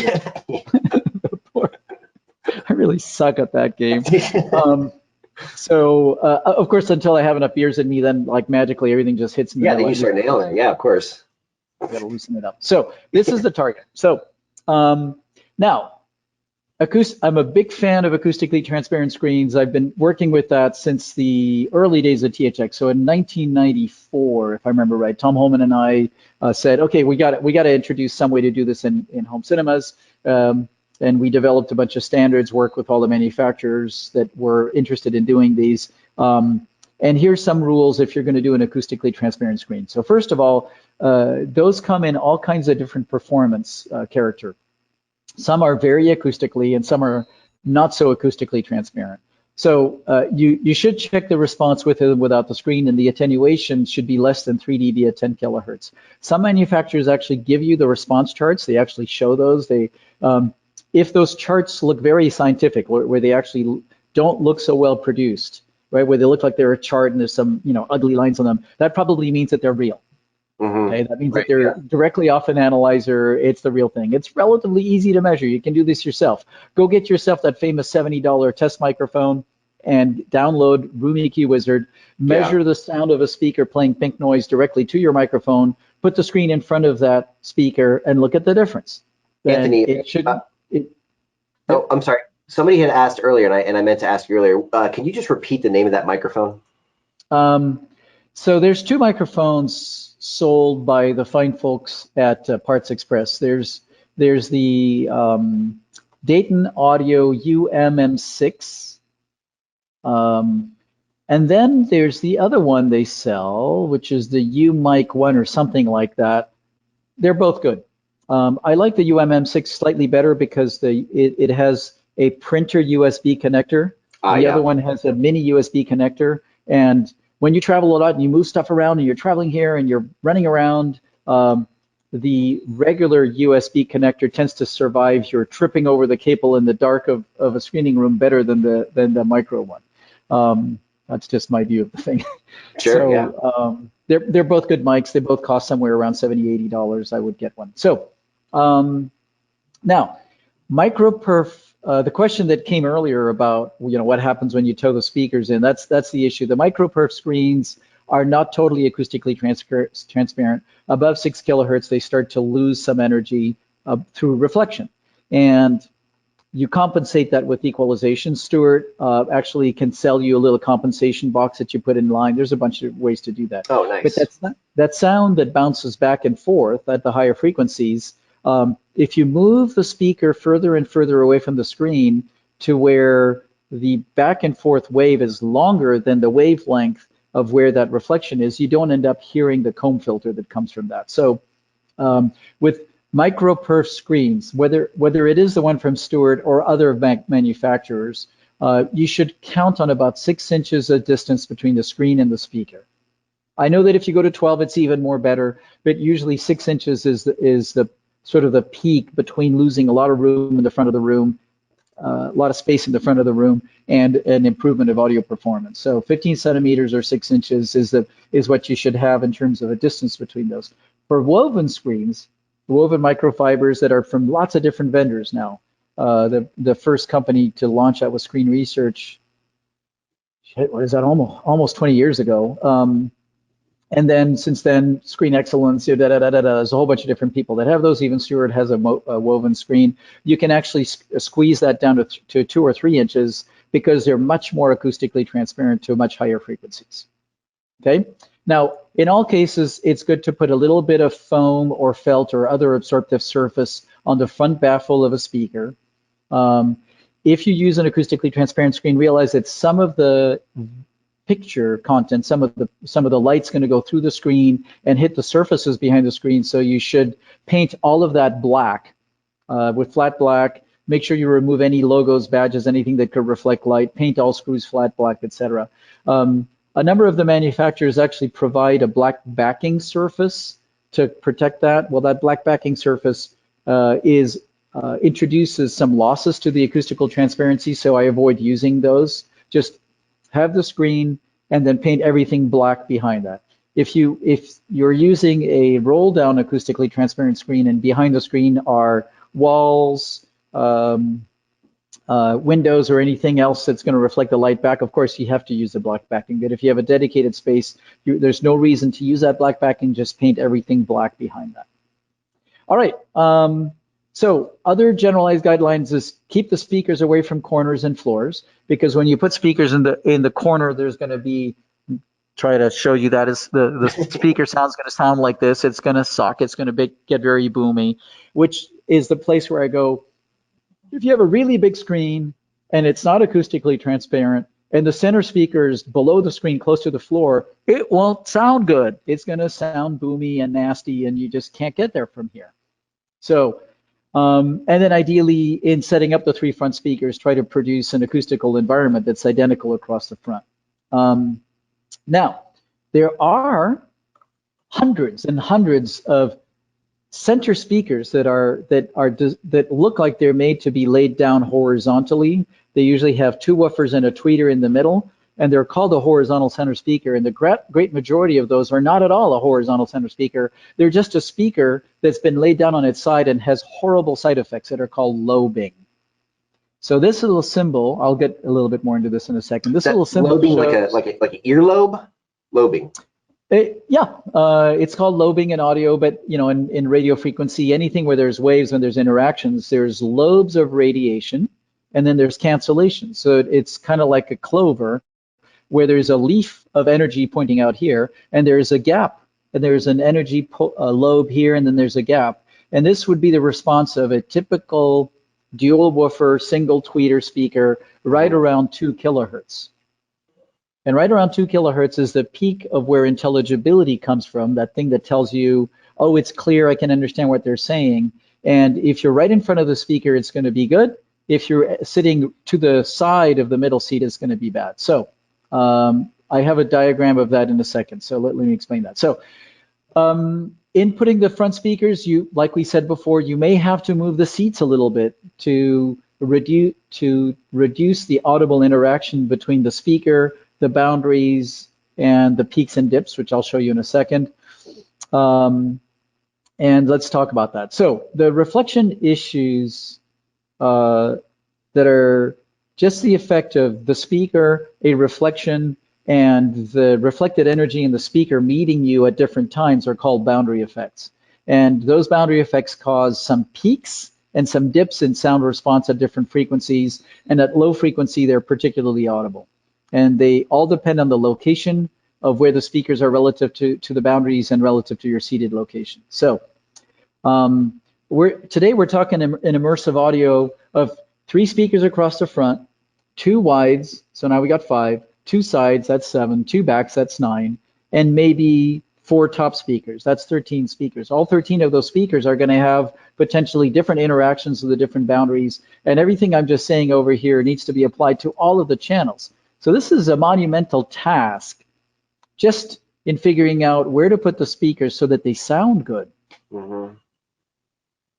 Let alone dealing with non-rectangular rooms. So not done yet. So if you can absorb the reflection, if you can say, well, there's a speaker, there's a wall boundary, I'm going to put some absorption here, and by putting some absorption, I'll reduce that boundary effect, that'd be great, except that if the boundary effect is at 100 hertz, your absorber is going to have to be about 2 or 3 feet thick before it does anything, and that's just really impractical. So the fact is that this is always going to happen. You take a perfectly good speaker in a room, take a perfectly good speaker, they would have a frequency response that looks like this green line, that's nice and smooth and even at all frequencies. And you put it in a room, which is this blue line, you're going to have peaks and dips in response. This is a diagram I created. In a few seconds, I'm actually going to show you some measurements. There's one thinking that says, well, you know, we'll equalize that. We'll pull down this peak and pull down that peak, and we'll try to boost up this dip. And it's like, well, it's better than doing nothing. You can't fix it all through equalization because, well, you can pull down the peak. This dip is the result of a cancellation that's actually one wave fighting the other wave that's bouncing, and you can't turn it up because it's canceling. It's like a vacuum. It's like trying to blow into a vacuum cleaner. It's always going to win, depending on how bad your vacuum cleaner is. So here's a model of what would happen with a speaker placed at different locations relative to a front wall. And each one of those is an increment of moving the speaker 2 inches. So this over here is the furthest away. This is 2 inches closer, 2 inches closer, 2 inches closer, 2 inches closer, 2 inches closer. So a few things happen. So as you move closer to the wall, that dip moves up in frequency. 1, 2, notice that the dip gets less deep because it's moving up in frequency because the speaker's directivity is actually increasing as you go up in frequency. But notice how basically what you have is a mess on your hands. Peaks and dips and peaks and dips and peaks and dips. This chart is from 20 hertz up to 4, 5, 6, 7, up to 1 kilohertz. So this is what actually happens to a perfectly good speaker when you put it in front of a front wall, just one wall. Imagine now, in addition to that, you also have a left wall and a floor and a ceiling and a back wall. It's a mess. So you got to consider all of that. John says too, hi-fi speakers are not flat/neutral. They have an artistic curve, which makes it tricky. Not always. Not always. It used to be that way. A lot of manufacturers took a lot of liberties in screwing with a frequency response. If you look at the products from the better manufacturers out there, they are almost perfectly flat response, and they are almost perfectly smooth sound power response. Their sound power does tend to tilt down because there's going to be directivity from the upper mid-frequency radiation of the tweeter. Our speakers are very flat sound power. I think I showed that, and I'll talk about that. You did. But Mike, Mike says, is that called voicing? So the term voice, so the term voicing, you know, what are words? The semantic is semantic, but you could think of the measurement of frequency response and sound power response as what you do without your ears, just what you do by looking in anechoic chambers at tweaking things and looking at the results off analyzers. And you can think of voicing of what happens afterwards. It's like, okay, I'm now done. I'm going to put the speaker in a room and I'm going to listen to it and just take the liberty to adjust it until I like it. The fact is, Dr. Floyd Toole, very well-known specialist in electroacoustics, has really written a book on this, has shown that if you design a speaker with flat axial response and as smooth as possible of a sound power response, and you then take that speaker and put it in a few different listening rooms, you'll go, I don't need to change anything. It sounds great. And I've run the test of comparing different speakers from different manufacturers that follow that rule, and you put all three of those, so four of those in a room, and they all sound pretty much like they don't need any other voicing. They will all need equalization around the room, but they all sound like they're working correctly. So while I agree with you that in the past there was a lot of liberties taken in hi-fi speakers, less so today, or at least less so from people who are being responsible about what they're doing. That's good to hear. That's good news. Yeah, it is good news. And I guess we can thank Floyd Toole for his work in doing that, along with his acolytes, John Olive, Todd Welty, Alan Devontier, and other people. There's a bunch of people that have kind of written the book in solving those issues. Cool. So let's get back to what we're trying to achieve, which is we're trying to get the smoothest frequency response, the smoothest voicing across the entire listening area. That's what we're trying to get to. And we're trying to get to a good tonal match across the three front speakers so that when the sound goes from left to center to right, it actually sounds the same.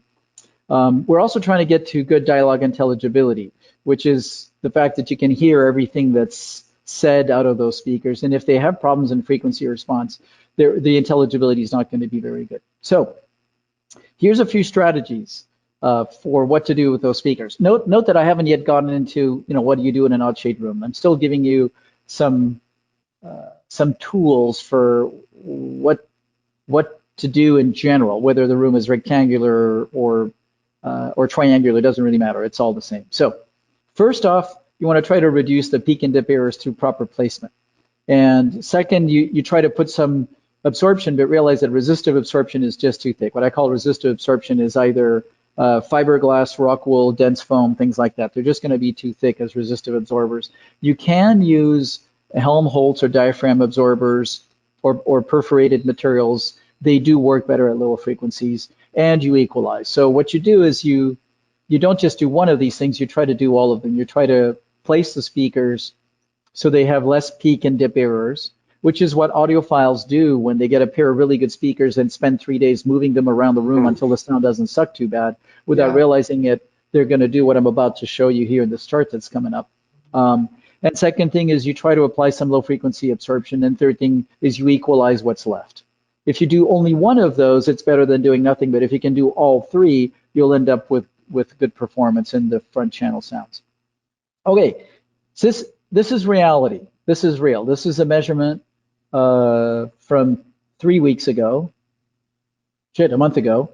Trying to think when this whole crazy thing started. This is before the lockdown. So, and here's a perfectly good speaker put in a room and measured with very high resolution with impulse response, 4 microphones using REW.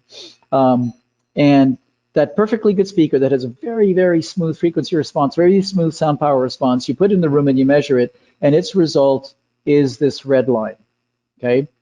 This happens to be a center speaker in a really high-end home cinema, but this is a response. So peak, dip, peak, dip, peak, dip, okay? When the speaker comes off the assembly line and measured, it's completely smooth and flat, put it in a room that's designed and has got treatment, everything is done right, it's still going to have these errors. And by the proper application of treatments and equalization and careful voicing and all of that, that green line is actually the resulting response, which is a smooth, slightly downward tilting response, which is what actually sounds good to the human ear.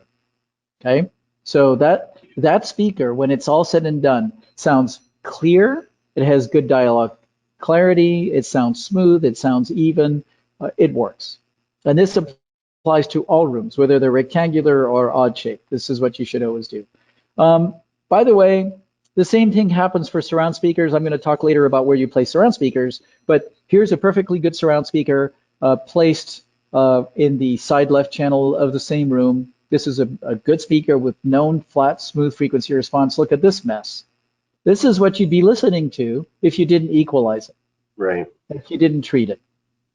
So with treatment and equalization, you end up with this response, which is, by the way, this is very zoomed in. I should point out that this is 2 decibels, each one of these lines. Oh, sure. So in the end, right, so this is like looking like really close into the errors. So Right. we started off with errors that were peak to peak. So 2, 4, 6, 8 decibel peak to peak errors, and we brought it down to plus and minus 2 dB, which is going to sound good and even. Okay, this is real. This is what happens. So let's talk about these boundary effects. What actually goes on? So I showed you that chart a little while ago that showed those peaks and dips as you move the speaker back and forth in the room or relative to the front wall. Imagine you had a condition in which that peak and dip sequence, in that chart, that happened to be the speaker and its direct sound going to the listener and the bounce off the front wall going to the listener. That was a single reflection. Imagine what would happen if that path over here was the same path as this one. So that series of peaks and dips would be the same. So the errors would get amplified. And imagine if the path off the floor was the same length. Oh, sure. And off the ceiling was the same length, and off the back wall, so the extra path length bouncing off was all the same length. That thing I showed you would get triple whammied, quadruple whammied. So the strategy is to place the speaker in a location where that path length, the extra length between the speaker, the front wall going back to the listener, is different than this path length and is different to the ceiling and floor and all of that.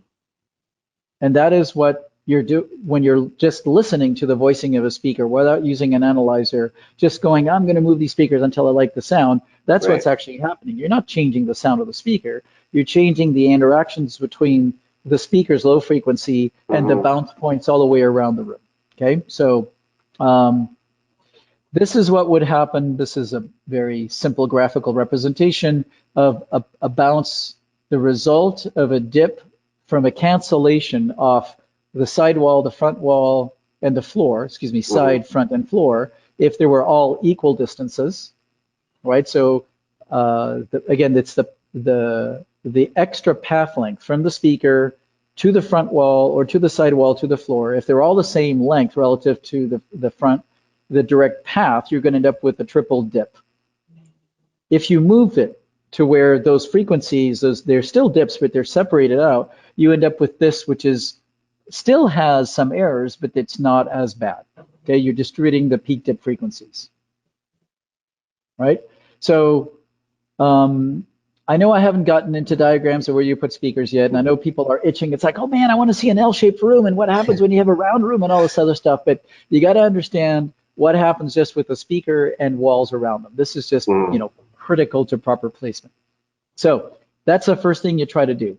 So what if you have an in-wall speaker that you're forced to put here by just rule? Somebody, the architect, the homeowner, the designer said this is where you're putting the speaker, and you don't have a choice. Well, it is what it is. So you can predict where you put the speaker, and maybe you can convince them. It's like, well, you'd like me to put the speaker over here. My predictions say I should really put it over here, 3 inches to the left or up or down or somewhere else, and maybe you can win that negotiation.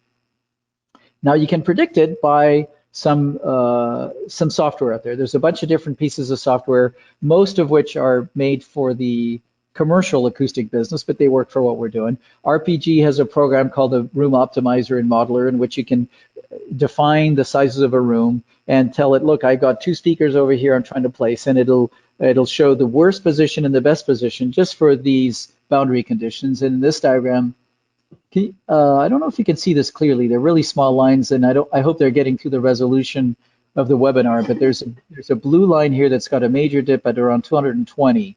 Yeah. Do you see that, Jason? I can see it. Yeah, I'm on a 32-inch screen. I can see it pretty easily. Okay. Yeah. So this program is really cool. You tell it the conditions. Where are your range of where you can put the speakers? What's the size of the room? Where's your seating? You give it a few different conditions, and it starts to iterate and iterate and iterate until it finds the best solution and the worst solution and tells you that. So In the worst condition, if you had a perfect storm, you'd end up with a giant hole at 220 or 205 hertz in this room. And in the best condition, you end up with this response, which is pretty damn good, right? And this is the boundary condition, and this is the modal condition. At 210, 205 hertz, you don't have to worry about standing waves, which is the modal condition. It's really boundary conditions. So that gives you that. Then you switch screens, and it tells you where it's found the best solution for that speaker. You get back to the designer, architect, or to your own plan. You go, this is where I'm going to put my speaker because it's going to suck less. So that's a program called Room Optimizer. There's another program called Kara that gives you all of these charts, the same kind of thing, showing you all the best and worst deviations. Ultimately, you're just trying to make it suck less. Yep. Now, if you put some absorption on the left wall, and it would have to be low frequency absorption, conceptually, what you're doing is you're reducing one cancellation. You're not getting rid of the low frequency absorption from the front wall or the floor, but you're getting rid of the cancellation of the side wall, and that helps. So the remaining of this area can be equalized. If you can also put low frequency absorption on the front wall, which is some kind of dense perforated or slotted material, there's people who make those things. When you look at those things, do ask for measurement, for lab measurements of them to make sure they've actually proven to themselves that these things work. And because there's a lot of things that are called bass traps that really don't trap bass at all. They're just made, and they don't work. Yeah. So if you can put some absorption on the left wall in big enough areas that really absorb bass, and on the front wall, that works. And then if you can put some on the floor, you're really going to piss off the client. How do you put an absorber on the floor? Yeah. How do you put a big panel? Yeah, the riser you talked about earlier. So the riser is something that's going to be behind you, and that's there to treat the overall low frequency reverberation of the room. So out in front, maybe just a big, nice thick rug or something. So the rug would have to be that thick. Oh, thick, really? Really thick. So the thing we try to do when we can get in early on the architecture of a room is define a pit in the front of the room between the front speakers and the front row that's as deep as we can put it. So sometimes they dig into the concrete or whatever it is, a 6 or 8 inch pit that you stuff with insulation, and then you put a perforated surface in there, you cover it with a carpet. It's going to be a low frequency absorber for that. And it's amazing what that does to improve the sound. That's interesting. Yeah, that's cool.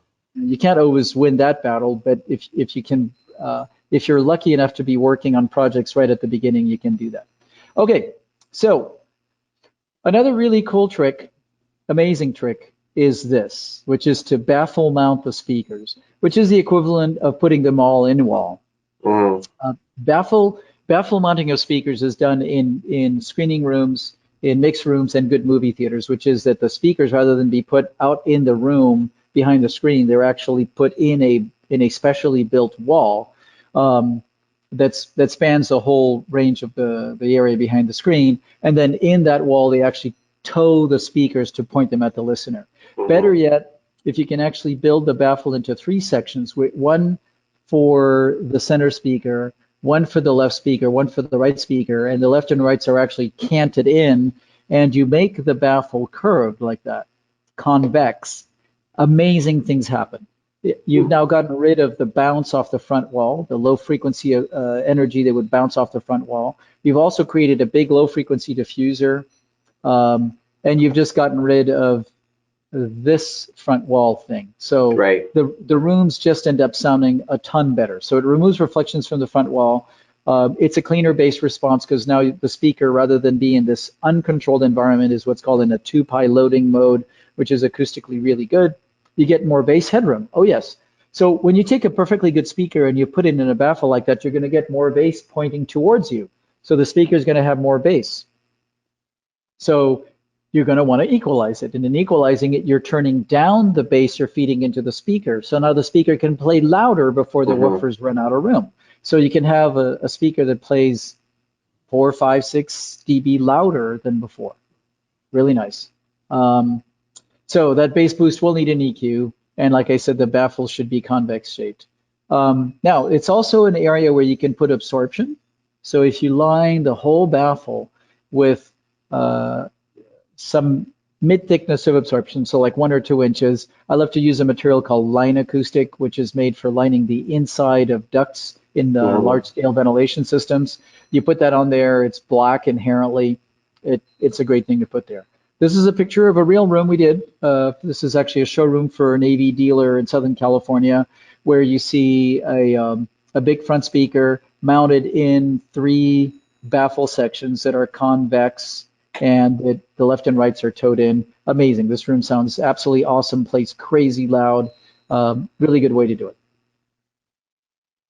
I still haven't talked about how to build non-rectangular rooms, and what I'm probably going to suggest we do is I'll talk a little bit more, and is it okay if we break this into 2 sections? Oh, absolutely, guys. And, you know, we've had a couple of comments over the past 20 minutes saying, you know, keep going, we can do another one. A couple people have had to drop off. So yeah, we could totally break this into 2 parts, Anthony, and kind of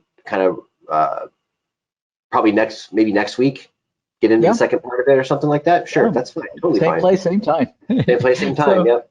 Yeah, I'm already getting some yays from some of the people, so yeah, this is good. Right, cool. So what I'm going to do is finish talking about the theory of placement of the front speakers, and then I'm going to talk about theory of placement of the sides, the backs, the tops, all of that, and then I'm going to start getting into all these diagrams. I've got 300 pages of sheets of, I kid you not, of projects we've done that are actually plan sets that show how we dealt with all these different rooms, some rectangular ones and some weird shaped ones. And I've got those. They're waiting on the tail end of all of this. So I prefer to have some time to go in those. People are going to love it. So yeah, no, that's great.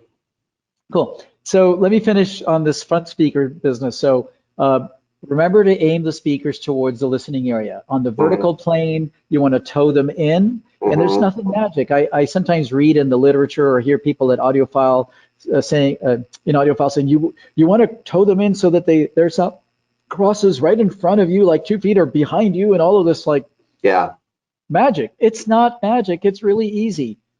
The left speaker should light up enough of the listening area where everybody is in the direct field of the the full response of the speaker. Same thing for the right at all of the ranges. And the way you figure that out is you either know what the radiation pattern of the speaker is because you've looked up the data from a responsible manufacturer that's given you the data, and you've overlaid that in your design. You go, look, everybody's going to hear the right sound, or you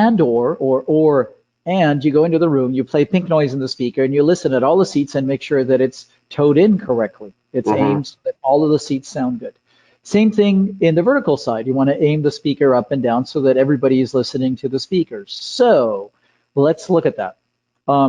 We talked about the fact that the speakers may either be at seated ear height or up higher. And in most cases, they're going to be up higher than the seated ear height so that they're at mid sides of the screen, unless you're lucky enough to be able to have a screen nice and low. Well, guess what? Most speakers are going to have some kind of lobing around 2 kilohertz, which is the crossover between the woofer and the tweeter. And right in that lobing, that lobe is going to be such that either there's a null pointing down from the axis of the speaker or pointing up. And it all depends on the design and topology of the crossover and the baffle of the speaker and a number of other factors. And you can hear that by playing pink noise in the speaker and listening down and up of the speaker. You've got all the tools. It's just called your ears, or if you went out and got a test microphone, you can look at how it changes. Or if you're lucky enough to have a manufacturer that's disclosing the lobing character of that to you, you have it. And again, in the commercial side, they do that. I'm trying really hard, I think I mentioned this last time, I'm trying really hard with NCEDIA to create a standard of disclosure for CEDIA members where that would be disclosed. It's not, this is not a broken speaker. There is a way to design speakers where there's less of this, and that's a big topic for good speaker manufacturers. And the better ones do a really good job of this where that null is very minimized. But most speakers do that, and you can end up with good sound as long as you aim the speaker correctly. So just know that most speakers are going to have some kind of radiation pattern where there's peaks and dips. And if the speaker's up above you, you got to plan on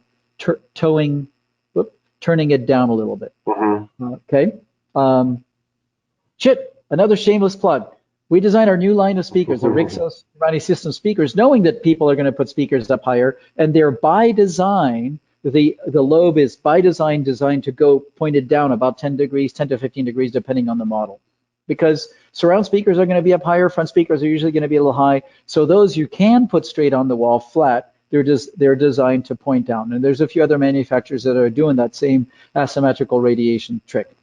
There was a question that came up earlier that talked about in-wall speakers that can also turn. And I think we may have talked about it on the last call even a little bit. Yeah, so there certainly are plenty of manufacturers with ceiling speakers in which you can either pivot the tweeter or pivot the entire array of the mid-range woofer and the tweeter, like as a whole thing. And those have existed for a while. And so if you're using those in the ceiling for, of course, for the top channels, or if for some reason you also have to put surround speakers in the ceiling, all kinds of reasons why you have to do that, make sure you turn those towards the listener. Totally.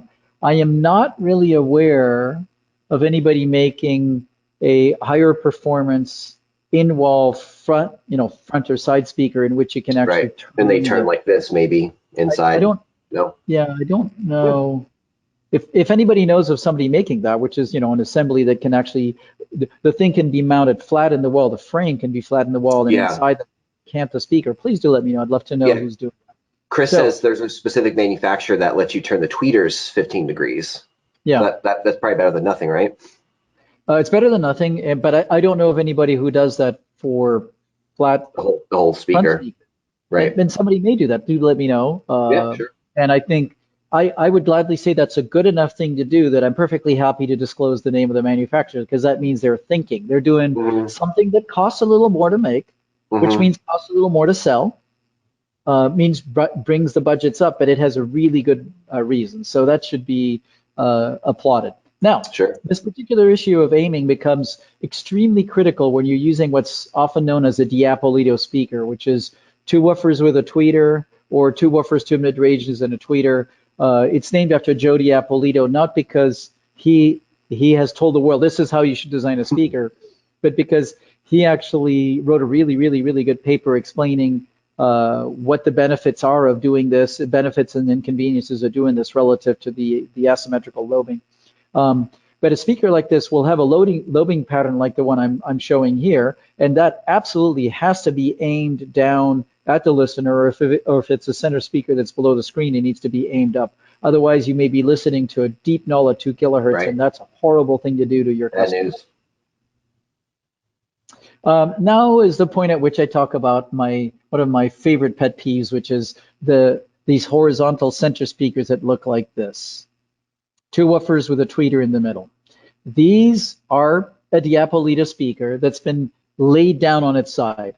Actually, to leave Joe Diapolito alone, it's not his fault. I'm going to call it what's called an MTM, mid-tweet mid. Oh, sure, okay? This is really the way they should be called. So these things have a radiation pattern that's like this, just the same as this, okay? Which is at the upper range of the pair of woofers, there's this multi-leaf clover shape to the radiation pattern, and it's going to look like this. So if that's placed under a screen or above a screen, or behind an acoustically transparent screen, I've seen actually people use those laid down on their side behind an acoustically transparent screen, and I go, I want to do the Edvard Munch painting of the screen. Oh yeah. I've seen that plenty of times myself too. And it's like, no, that is not a speaker made specially for center. That's a convenience for putting something under a screen that's got a major side effect. And the side effect is that if you sit right in front of the speaker, it may sound okay. And then you move to that seat, and right there, you can't understand the dialogue because you have an entire region of the mid-frequencies that's sucked out. And you hear that they're talking on the movie, but it just... Yeah, Charlie Brown's teacher. Right. So what usually happens is, I'm going to talk about couples dynamic. Men are from Mars, women are from Venus, and all that stuff. So let's say that the man of the house sits in the side over here and is kind of like, is comfortable over here, and turns the volume up until he can hear the dialogue through that dip, right? If you turn it up enough, you can actually start to hear dialogue clarity. Sure. And the lady of the house is sitting in the middle, and she's like blasted. Yeah. I can't. Now you have this whole argument in your hands, and everybody's screaming at each other. Yeah. actually had a couple like that very early on, and about 18 years ago, 19 years ago, I had a client that was their problem, and they were like screaming at each other, "You're stupid! I can't stand you! I can't watch movies with you! You're nuts!" And it just turns out they had a speaker like this. We actually just turned the speaker straight up, and done everything was solved. Their couples dynamic was all solved. I should have charged for couples therapy too. I was about to say it's a couple therapy extra line on the invoice there. Yeah. Yeah. I actually remember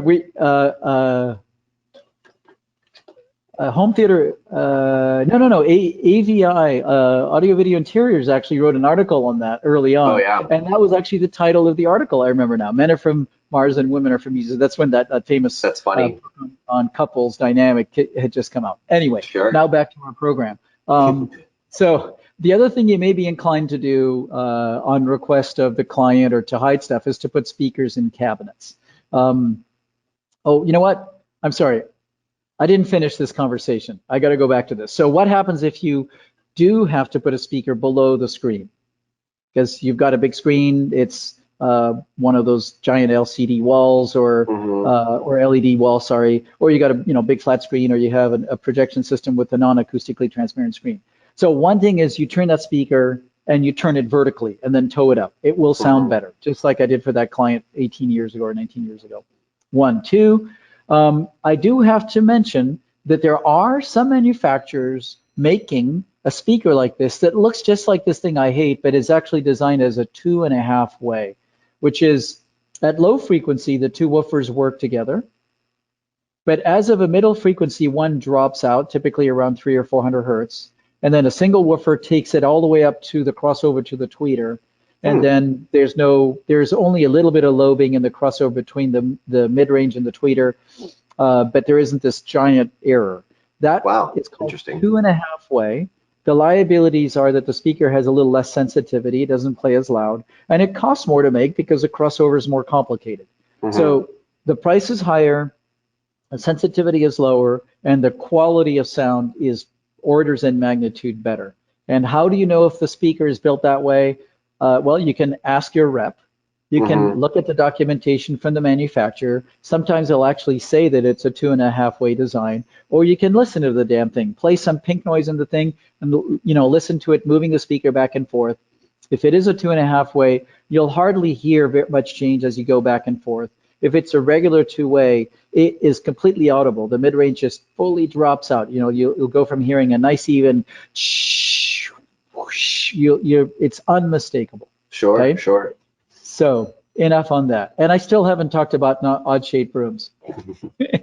So I do want to again point out that the placement and selection and the whole theory behind that is a lot more than just understanding where you put the speakers. To get good sound, there's a lot you got to pay attention to. Sure. So let's talk about cabinets.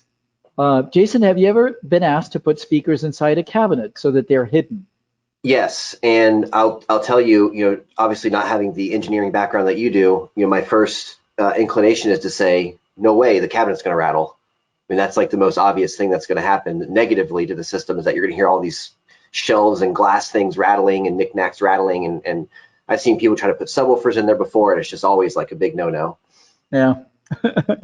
You're correct. So that's one problem, which can be solved, actually. That's the most obvious one, and somebody like me, not having your background, that's just the one that makes the most sense to me, and maybe it's the most important one. Right. So I worked on tons of projects in which, in order to preserve the peace with the interior designer, the interior architect, the homeowner, the area below the screen was a big, beautiful cabinet. They had it custom made. They wanted to put the speakers in there, and at some point you go, I'm not going to win this battle. They're going to put those speakers in the cabinet, whether I get fired on this project or not. So let's see if we can help them. So first off, danger. You can have real big problems. So what's going to happen is that the cabinet's going to do this to the speaker. It's going to, a microphone's over here. It's going to totally change the voicing of the speaker because it's putting a giant resonator around the speaker. So you can actually fix that. You can actually make that work. And you can make it work by trying to do multiple things. One is to make the cabinet breathe. You make it breathe by drilling large holes or slots in the back and the side of the cabinet. So you take your 1-inch paddle drill, 1.5-inch drill, or your 2-inch hole saw to the $55,000 custom cabinet made in Louis the 16th style, and you go, okay, don't look at what I'm doing. And they're like, there's the Edward Munch look again. No, you explain we got to do this. Actually, if you can get in early enough, and it's a custom-made cabinet that's brand new, you can actually design that breathing into the back and side of the cabinet. And all that energy now is just escaping, right? Instead of staying in and making everything rattle. Right. So I'm going to try to simulate this. So here's my hand in front. Well, it won't work. I'm going to do this. Okay. Can you still hear me? Oh yeah. All right. So here's my mouth in front of the microphone. Here's my hand around my mouth. Does that change the sound? Oh yeah. Okay. Now I still have all my fingers here. I've just opened up the hand. Oh yeah. There you go. Kind of back to normal. Good example. Yeah. That is the demo. That's a demonstration I do to designers when I try to explain, or clients when I'm trying to explain what we're doing with perforating these cabinets. Right. Let's see. So next thing we're going to do is to try to put some absorption inside the cabinet. So put holes in there and fill inside with polyester fill, mineral wool, rock wool, foam, whatever you can do to try to damp the remaining resonances. Third thing is if you can actually put a baffle in front of the speaker so that the sound of the speaker doesn't go back inside into the cabinet, that solves problems. That's cool, yeah. And then if there are going to be grills to hide the speakers, you want to make sure that the sound bouncing off the grill is not causing some nasty diffraction. At the end of all of that, you are still going to need to equalize the speakers. So make sure that you have a way to tune that through equalization. And this now is the point where I want to say that upper and surround decoders all have built-in equalizers, either auto EQ, which I'm not a super fan of because they don't always catch all the issues, or manual equalization that you can use to tune these things with. So this is a diagram that shows those three concepts as a sequence. So this is a cabinet scene from the front where you've perforated the back of the cabinet, or a scene from the side where you've put slots inside the cabinet. And this is the second part, which is that you're putting, the family's coming back. Oh, nice.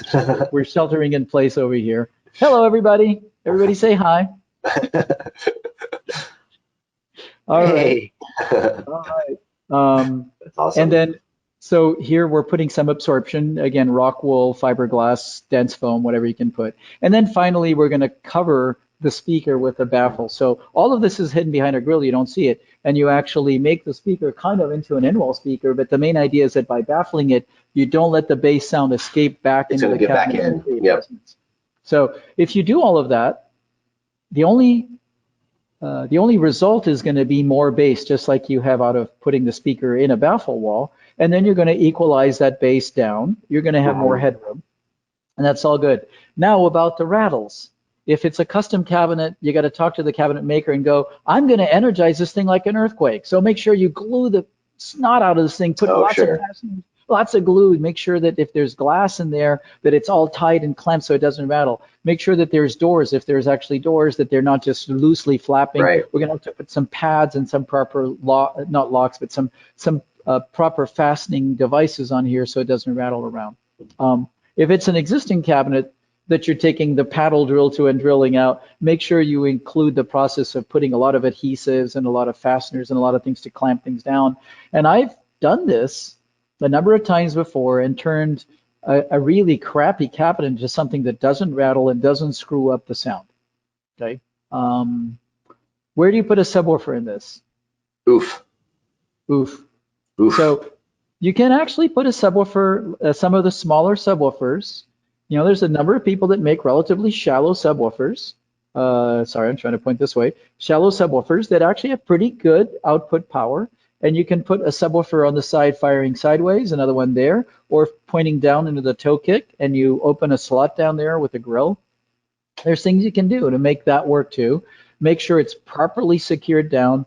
Make sure you put it onto decoupling pads. So right in here, there's this little note that shows little rubber feet, something that prevents the thing from bouncing and rattling and vibrating. So all that can be done. It's not ideal.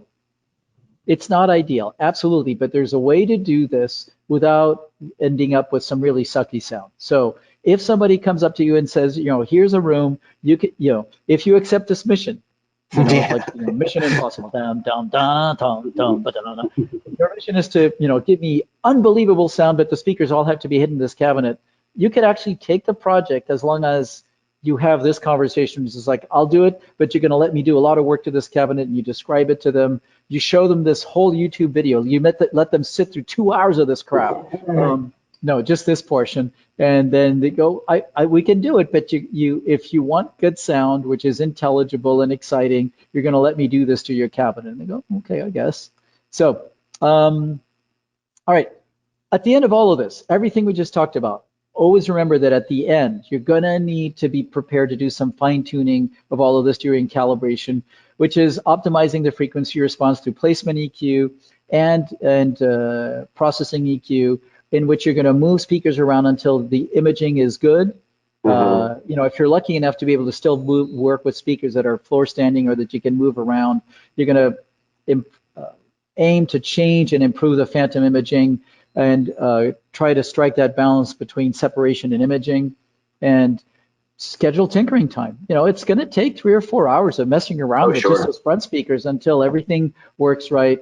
Make sure you equalize, make sure you plan on an equalization scheme for the system. I am going to stop here. Okay. Because it's almost 2 hours into this. Again, thank you guys for listening to my babbles for this long. As you can see, it's very easy. They're all really. No, it's okay. And there were some great questions that came in, and I think a lot of the questions are really going to apply to our follow-up to this now. Okay. A couple of questions about, hey, if I only have 2 subs, where do I put them, and things like that. So guys, we'll save all these questions for the next session. We'll do the same time, same place next week on Monday. But in the meantime, guys, I will go through and I'll field these questions. And there was tons of questions. I really thank you guys for participating and asking all these, but there's a lot of them. So I'll go through those with Anthony kind of one by one, and we'll reach out to you guys individually. I've got all your email addresses for some of these really specific questions. But for some of the more generalized questions, we'll just save those for the next session. Sounds great. So with that being said, guys, thank you so much for hanging out. We still got almost 100 people here hanging out, so that's really cool. Wow. Beautiful. Yes. Thank you. So yeah, this is a good place. I was going to mention, sorry, Jason, I was going to mention there's a bunch of questions from the last session that all came in. I finally got around to answering all those and sent them all back to Jason. Great. And so they should be in your inbox at some point soon. Thanks so much for the questions. They were all really great. Every one of them, I want to write a whole tome. I know. I kept it to just a few sentences. It's tough. I know. Yeah. But yeah, so great. So thank you guys so much. And any other specific questions, if you think of any in the next couple days or this afternoon or something, feel free to send them directly to me if you'd like to. It's jason@avproglobal.com. I'll go ahead and type it in here to the chat box as well. And any parting words, Anthony? Yeah, I guess parting words is I'm just getting started on this whole business of placement. We just covered the front. Next, we're going to go into subwoofers and all the other speakers, and then we're going to talk about rooms, and I'm going to give you all these things. So the next session is probably going to be another hour and a half on this. There's a lot to it. It's an important topic, and you know, I really appreciate that you guys are hanging with this for so long. It means you've got a commitment for your clients. So. Yep, it's a lot of fun. So you guys have a great day. Anthony, you guys enjoy some family time there, and we'll see everybody on the next webinar. Again, this one we'll be doing same time, same place, so next Monday. So thanks again, guys, and yeah, we'll see you next time. Bye-bye. Thanks, Anthony.